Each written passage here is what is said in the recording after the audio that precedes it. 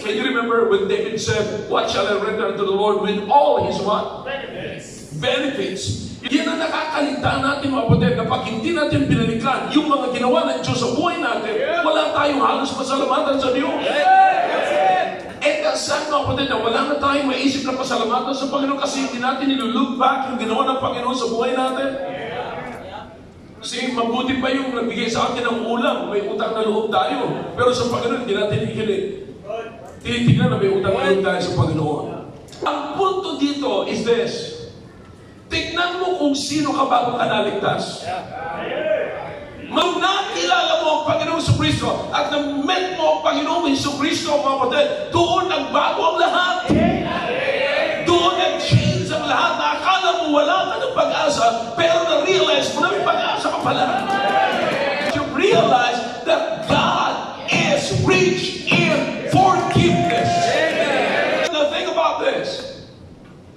Kung hindi mo kilala ang Panginoon at hindi ka natagpuan ng Panginoon, anong buhay meron ka ngayon?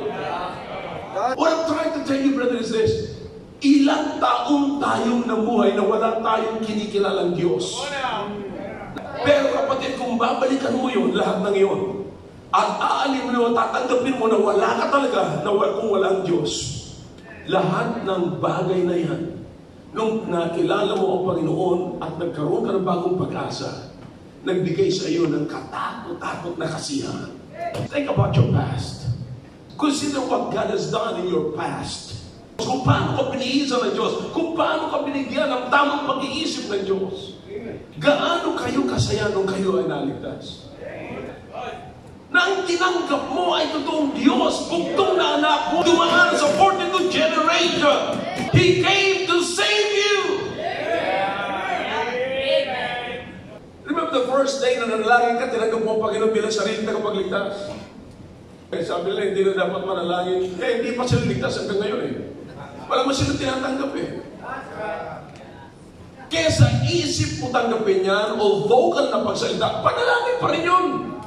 Pero sinasabi ko, mga kapatid, kung totoong tinanggap mo ang Panginoon, walang panahon doon sa panahon ng pagtanggap mo sa Panginoon na hindi ka naging masaya. Kung totoong tinanggap mo.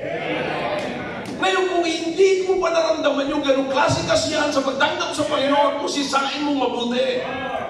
Baka talagang totoong sumunod ka lang sa panalangin. Pero hindi mo totoong tinanggap ang Panginoon. But there was a time in my life, mga kapatid, I was really meditating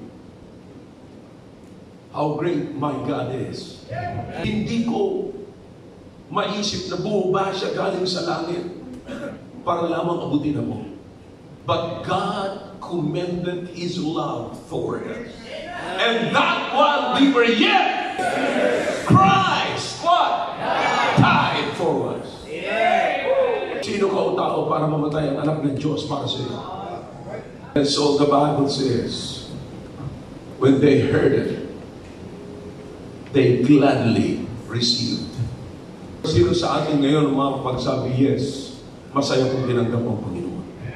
Seryoso ka ba talaga na makapagsabing masaya kong tinanggap ang Panginoon?